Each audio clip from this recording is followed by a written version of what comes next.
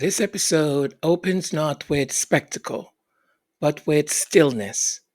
Megan is in her garden.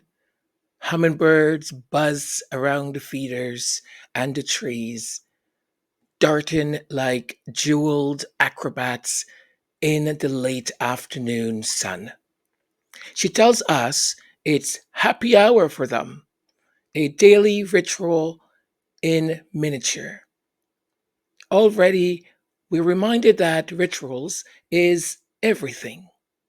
It is the rhythm of the natural world, in the patterns of family life, and in the quiet repetition of recipes passed down through generations. Welcome. This is Majesty Sussex Report, and I'm Antonio. Thank you so very much for spending some of your valuable time here with us. She's got a smile and a spark, a recipe for everyday joy. In the kitchen, in the garden, making magic you can't destroy. She's mixing up the laughter with a pinch of something new. Invite a friend, roll up your sleeve, there's always room for you. With love, Meghan, do your thing. From a one-pot pasta to a pie that'll make you sing. Oh. The first notes of this episode are steeped in memory. Megan gestures to the Fuji and Anna apple trees planted before she moved into her California home. She tells us she makes applesauce, apple butter, apple treats, and shares them generously. Her grandmother made apple butter too. So when life handed Megan an abundance of apples, I'm sure she asked herself, how can I bring back some of those small rituals? And once again, I'm sorry. I'm doing my very best to pronounce that word. But as I said in the last episode, it's one of the words that I don't pronounce very well. But thank you for understanding it. So this is where the theme begins to blossom, I think. Food as a ritual, recipes as heritage. The making of apple butter is not about producing a spread. It's about honoring your grandmother's hands, her love, her quiet kitchen wisdom. We watch as Megan prepares her apple butter offering for her guests, Samin. Now, Samin is a chef, a writer, and the beloved author of Salt, Fat, Acid, Heat. Sugar, cinnamon, nutmeg, clove. A whisper of apple cider vinegar to balance the sweetness, she tells us. She lets the mixture simmers in the slow cooker overnight, filling the home with a smell that is both comforting and deeply ancestral. See, another word. there is there's something holy about this scene, I think. They this is the this th- this is how the family or families carry each other forward through the small acts of cooking, of preserving, of remembering. With love, Meghan, in the sunshine or the rain, a little play, a dash of heart, she shows the joy in everything.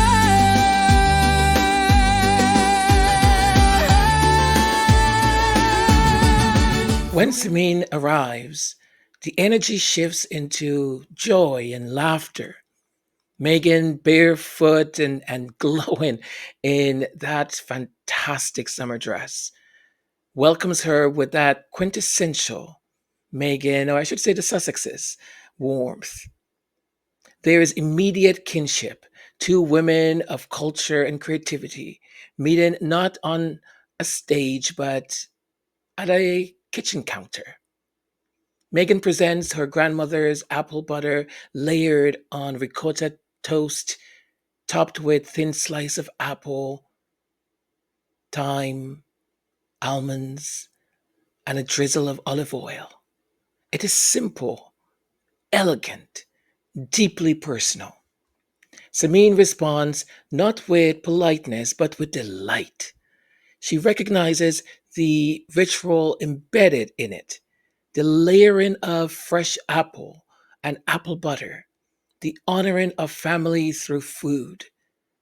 Immediately, she reciprocates with her own tradition, lavashak, a Persian fruit leather kind made from tart fruit like pomegranate and apple. And here's where I think the episode transcends cooking because we see this cultural exchange as Megan prepares this uh, sort of, well, it's lavashak. Call it by its name, Antonio. So there was this dance, I guess, of of generosity, really. Megan honors Samin's Persian heritage, and Samin honors Megan's family rituals. And Megan shows us as she's making the lavashak, it needs to be slow. It's slow cooked fruit. Press it through a sieve, and that was so funny, so funny. Or like she's like trying to get it through the sieve, and it's like taking forever. But I love that they left that in, that it wasn't edited out because it made it more real.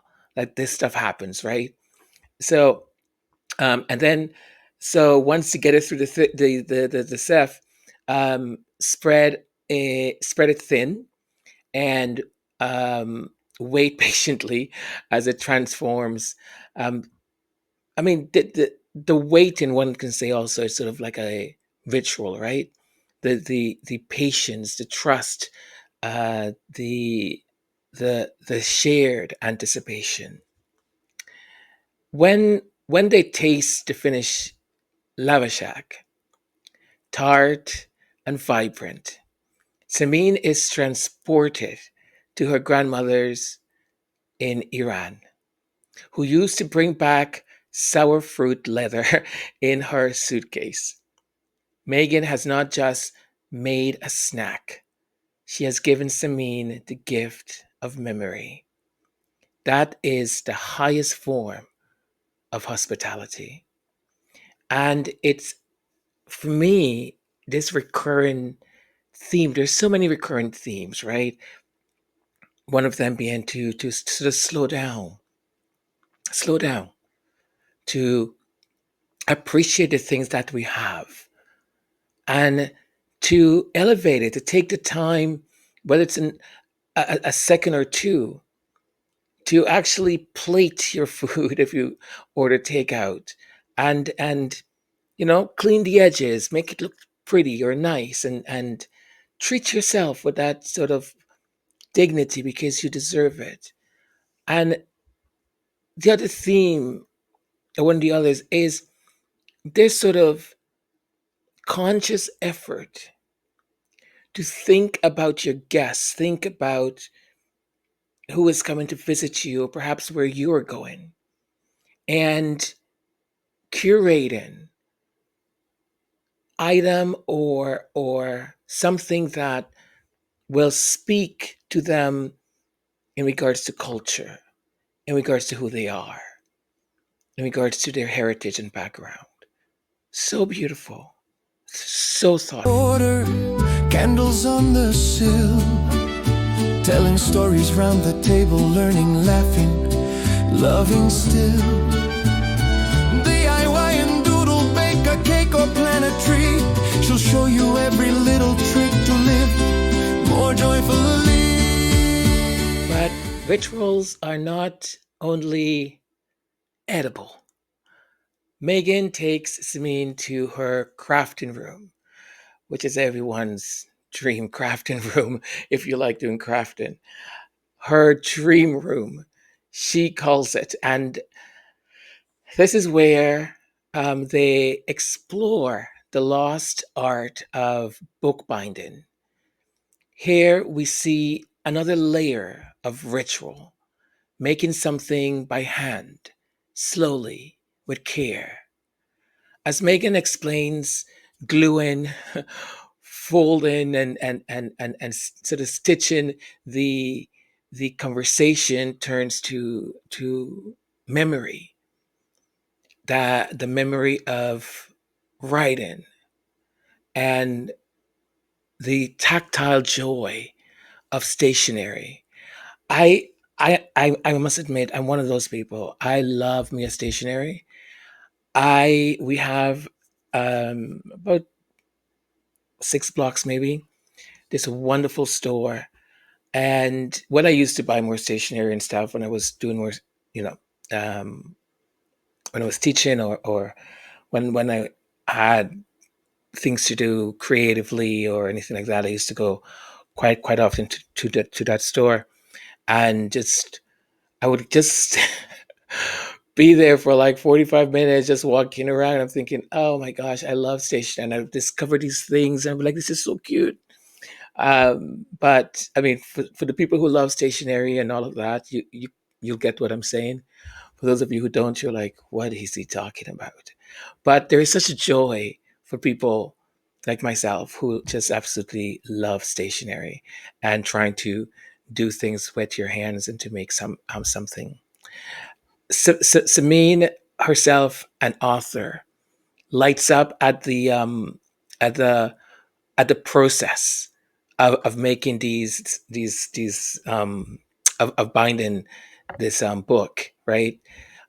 The thing that I thought was just so rich and beautiful is how their laughter filled up the space, right? Proof that rituals can be playful too, right? You don't have to make it this complicated thing. We had one of the rituals that my dad had implemented since we were kids because of the way modern day living is. Many times, we didn't always were together to have dinner, but he made it very very very. You couldn't get out of it no matter what. On Fridays, we all sat down and had dinner together. We all did. It was obligatoire. You had to do it. It didn't matter if you had something. You had to be, and it was food that was ordered in. I loved. Um, there was this rotisserie chicken from this particular place that my parents used to get it from. And just thinking about it now, it's making my mouth water.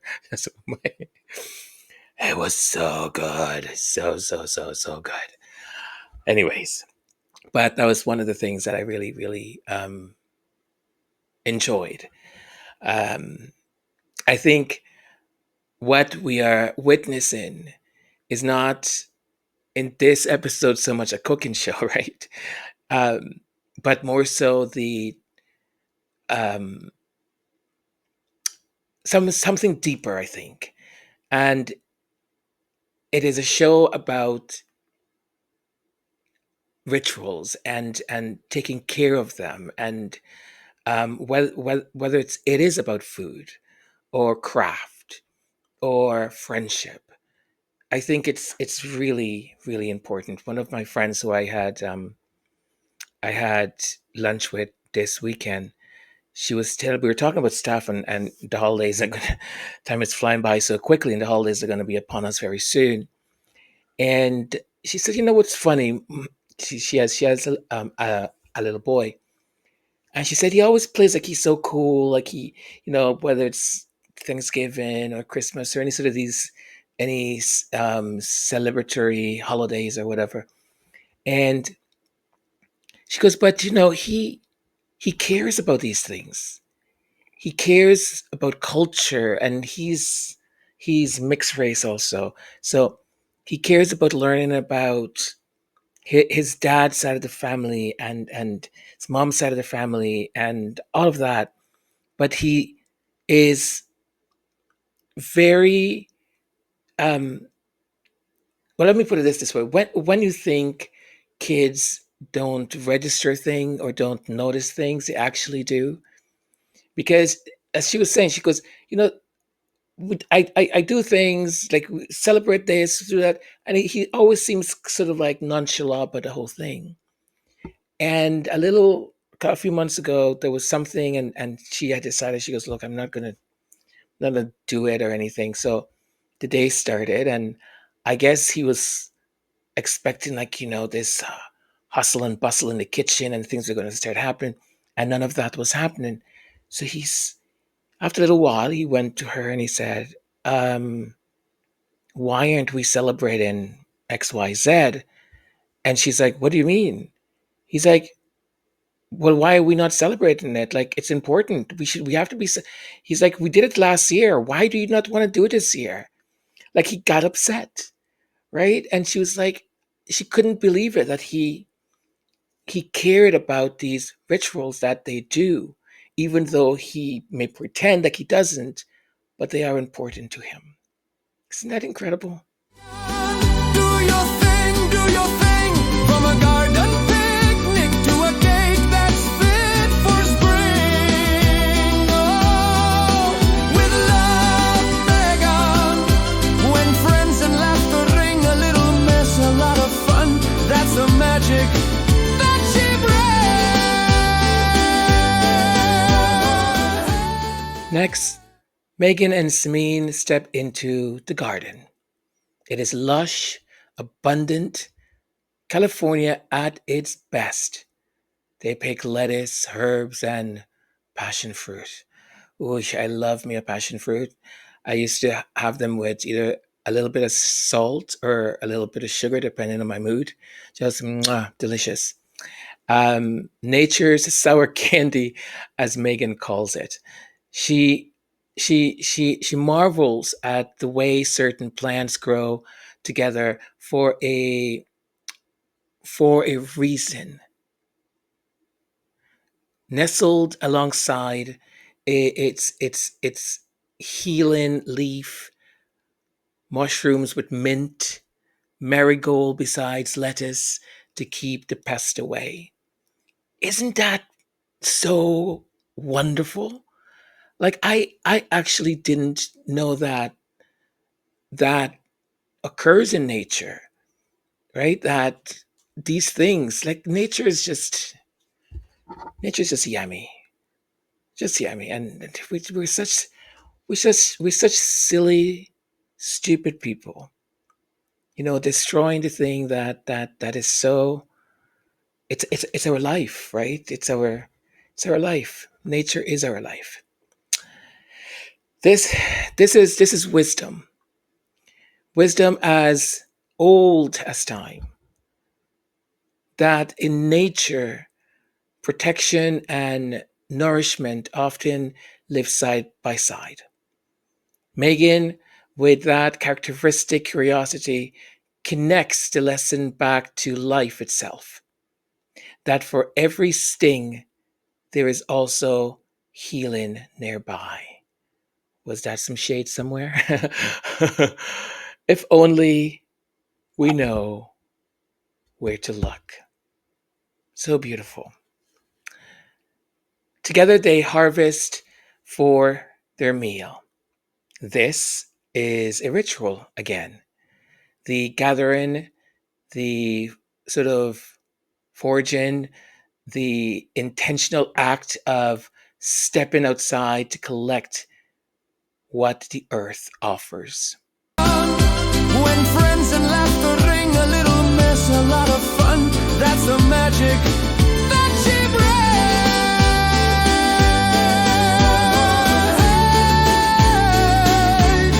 Roll up your sleeves. We're doing it together.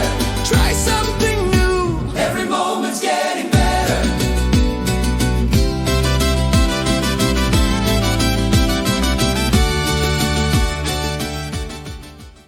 apple butter was memory, and lavashak was cultural exchange, then roast chicken is ritual at its most practical. Megan shares how roast chicken has been a sort of thread through her life. The dish she made for Prince Harry the night he proposed. Dish they served at their wedding. The dish she still makes weekly. She prepares the bird with rosemary, lemon, garlic, butter under the skin. Oh, did I love watching Megan do that? Did I love watching Megan do that? Because she just reminded me of every sort of family member of mine, every aunt, my mom, like cousins, myself, right? Well, I'll be honest, I didn't do any of that until like I left home. Once I left home and I needed to like roast a chicken, that's like okay, let's do this. um, and besides, putting the butter on under the bird's skin and a generous hand of salt. It roasts golden and crisp, filling the home with that universal smell of comfort. Delicious. Then comes the salad. With their garden harvest, they tear radicchio, toss lettuce, toss croutons, shave parmesan. They build a passion fruit vinaigrette, sweetened with honey, layered with care. Meghan and Samin talk about texture, soggy and crunchy, crisp and soft, because life too, is about contrast, isn't it? When the salad is complete, it is more than food. It is, as Megan says, a love letter to California. It is local, seasonal, messy, colorful, abundant. It is ritual made visible. The evening closes with music and dancing, or some kind of dancing. The shimmy, I should say. A champagne sorbet float. I thought, my goodness, that's a great idea. Great idea. It's light, effervescent, sort of grown up and fun. It's it's their dessert, and I wanted to have some. Not gonna lie. They laugh, shimmy, taste, savoir. It's a reminder that rituals don't have to be heavy or solemn. They can be joyous. They could be sparkling, even silly. What matters is not the form, but the intention. To pause, to share, to connect. What lingers from this episode is not just the recipes, though they are wonderful. It is the way Meghan and Samin reveal um, how meaningful rituals are and can be. For Samin, it is that Monday night dinner with friends, a tradition that transformed acquaintances into family. For Meghan, it is apple butter from her grandmother, roast chicken for her husband and her prince and princess, and handwritten books crafted by hand. Rituals, they show us, I guess, how we how we resist the erosion of connection, right? So having these rituals where we come together, it sort of delays or hopefully stops the erosion of connectivity between us, between family members, between friends, because the technology is making that process happen even faster. You know, you can have 20 million followers or whatever, right? And feel extremely lonely because it's just you. It's like me right now. It's just me sitting here with a handwritten script notes and a microphone. And sometimes it could be very lonely. And I'm a lucky person. I have wonderful friends and a family that I love enormously. So I think if I really am honest with myself, I find that we used to do a lot more ritually now I can't I have the word in my head, I just can't pronounce it. Sort of ritualistic, that's the word, ritualistic things in the past. And now we do less of it, even among my friends. You know, we used to have a very kind of like, you know, once a month we're meeting, we're doing this, or like we're gonna play Monopoly. Anyways, going back to our theme, I I find it very important to have those things.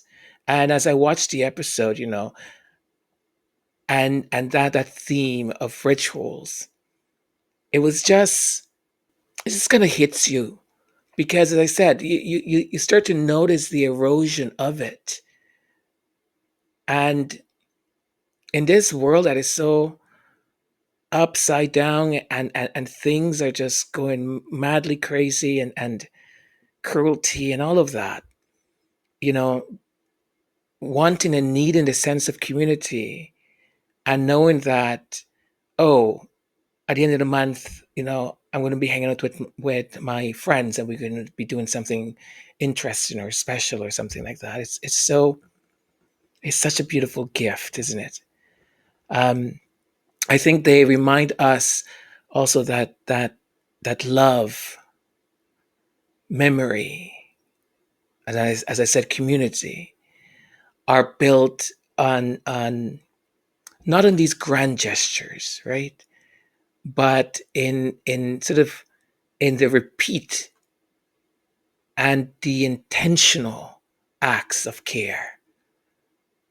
I really think that. And you know, we need to bring back the lost art of rituals. I love ritualistic things. I like you know, the ceremonial things that are, whether it's one thing or another. But I like, you know, family having certain traditions or doing certain things that is just it's just absolutely beautiful. Megan is here teaching us how to make meaning, thoughtful rituals, how to connect food to all of that, how to connect community to all of that.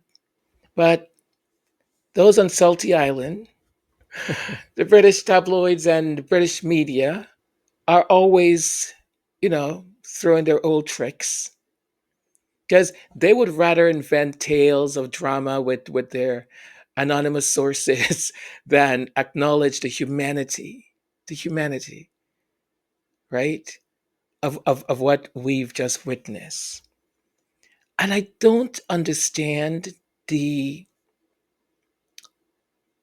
the sort of gleefulness of people. I mean, it sort of talks to the times that we live in today.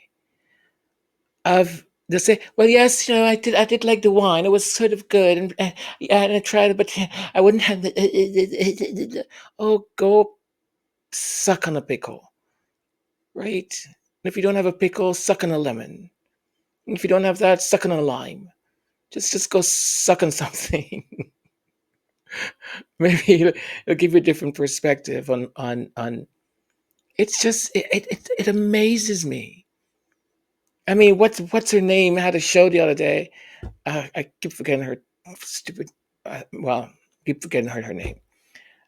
And the debate is, and well, do you think her honey? Do you think her honey is worth the $24 versus Marks and Stencil and Chelmsa and Chestnut? It's only 5 pence. Okay. No one is forcing you to buy it. No one is telling you have to review it. Like it's just so stupid, right? They keep inventing these tales and they can't listen. They can't exist without Meghan. They really can't. So they have to have her name in their mouths all this time. Think of the absurdity. A woman who makes apple butter to honor her grandmother, crafts Persian lavashak with a friend to honor that friend's heritage, roasted chicken that symbolizes her family love, and the headlines just smear, calling it but boring or bland. What does that say about them? It says that that they they're so cynical. Their cynicism has sort of become, oh my gosh, has become their ritual. Look how I just connected that. Let me give myself a pat in the back. It's become their ritual to be that cynic, to be that negative, that sort of tearing others down is their daily bread. Meanwhile, Meghan is showing the rest of us a better way to create rituals that nourishes, that connects, and heals. Uh, Look, this episode with Samin was not just about food. It was about how we live our lives with intention, meaningfully, how we create memories and rituals of love, of memory, and joy, and to share them generously with the world.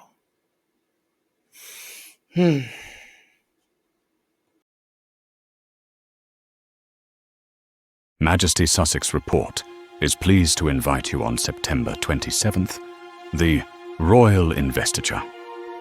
6 houses will be welcomed to the Royal Court. The House of Dittman, Daniels, Cedar, Sanders, the Arna, Royal Sussex. This is no ordinary live stream. It is a storytelling spectacle where music, memory, and imagination weave together. For those who have stood in the court for a year, original songs dedicated to them. It takes time to shape a rare jewel,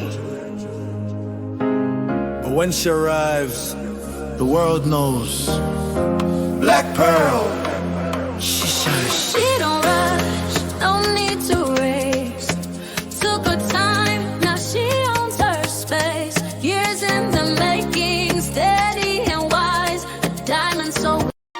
This is Central Command. Johnson SSR will be in position to disembark in less than 10 traditional time. Confirm all stations ready. Station B18A confirmed. All stations C, D, and E affirmative. Confirmed. Brown welcome. Confirmed. Close, where silence used to speak in codes. But she does not knock, she does not wait, she opens space. She carries grace, the journey shaped the line she bears.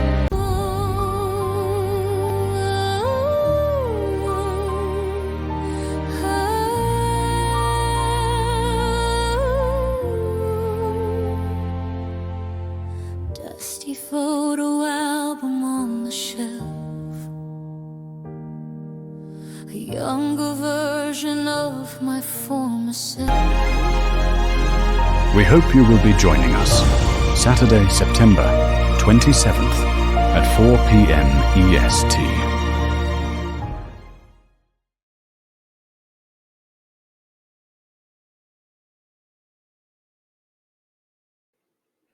Well, another great episode, I think. Truly enjoyed it, all of it. And I do hope that you you make the time to attend this special program on the 27th. I guess you'll see what goes on in my head. um, but thank you all for being here, for watching this, for liking, subscribing, commenting, sharing, all those great things.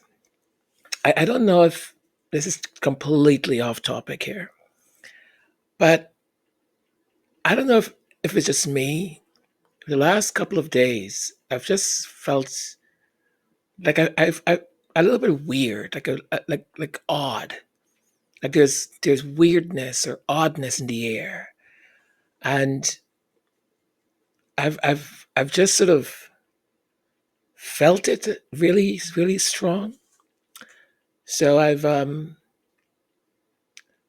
surrounded myself as much as I can, and well, surrounded myself with joyful things and beautiful thoughts, and um, speaking with my brother, my mom, and just having good laughs at silly things or so on.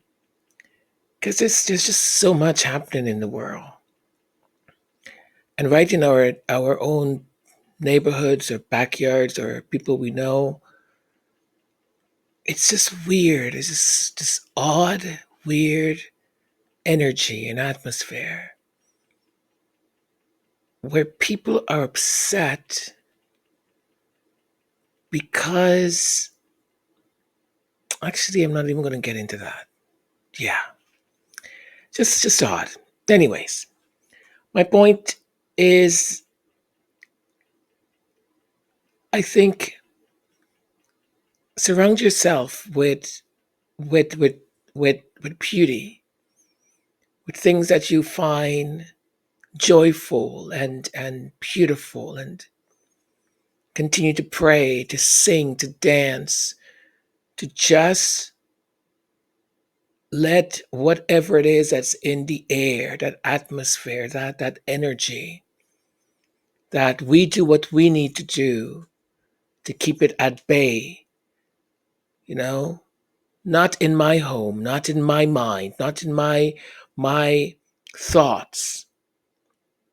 Sing, put put put on the music that brings you happiness, that makes you sing along. You know, get up and dance. Just dance for the heck of it. Celebrate. Call a friend and just say, I love you.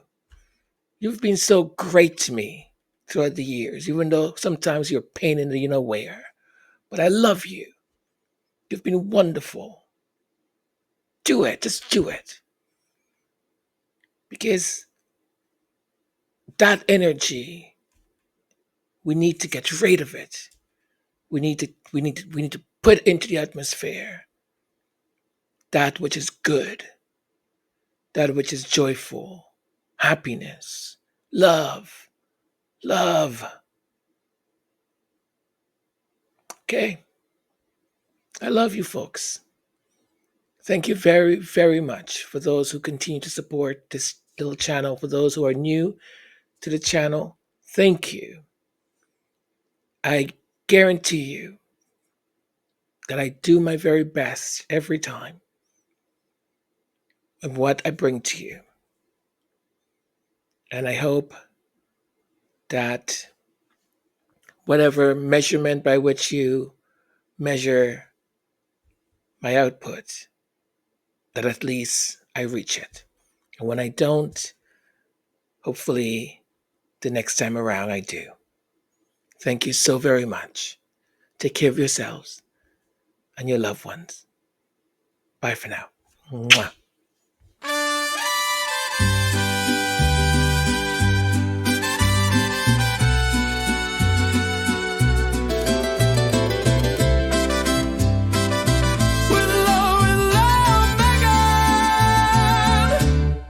She's got a smile and a spark, a recipe for everyday joy.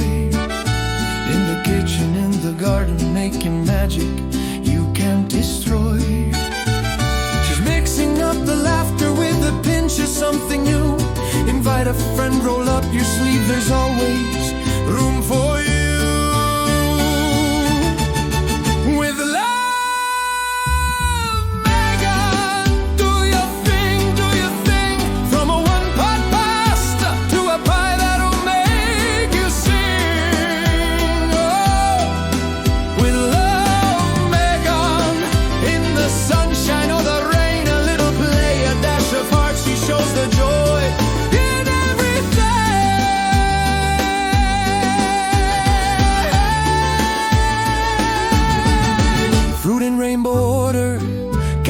on the sill, telling stories round the table, learning, laughing, loving still.